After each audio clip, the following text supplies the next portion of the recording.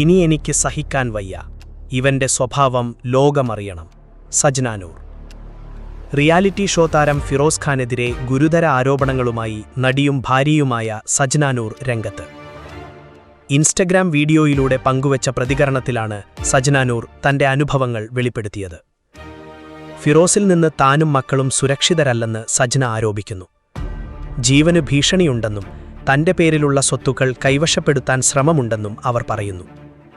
മക്കളുടെ ഭാവിക്കായി ഈ വിഷയത്തിൽ തുറന്ന് സംസാരിക്കേണ്ടി വന്നതാണെന്നും സജ്ന വ്യക്തമാക്കി. ഫിറോസിന്റെ ആദ്യ ഭാര്യയും സമാനമായ പീഡനങ്ങൾ നേരിട്ടിട്ടുണ്ടെന്ന് സജ്ന ആരോപിക്കുന്നു. അവരുമായുള്ള വിവാഹബന്ധം നിയമപരമായി അവസാനിപ്പിക്കാതെ നിയമവിരുദ്ധമായിട്ടാണ് വിവാഹം കഴിച്ചതെന്നും അവർ പറയുന്നു. സാമ്പത്തികമായി തന്നെ പ്രതിസന്ധിയിലാക്കിയതായും സജ്ന പറയുന്നു. വീടിനായി എടുത്ത വായ്പ, ക്രെഡിറ്റ് കാർഡ് ബാധ്യതകൾ, മറ്റു ചില ചിലവുകൾ എന്നിവയുടെ തിരിച്ചടവ് മുഴുവൻ തന്റെ മേൽ ചുമത്തിയതായി അവർ ആരോപിച്ചു. ഇതോടെ സാമ്പത്തിക നില തകർന്നതായും സിബിൽ സ്കോർ പോലും താഴെ പോയെന്നും അവർ കൂട്ടിച്ചേർത്തു.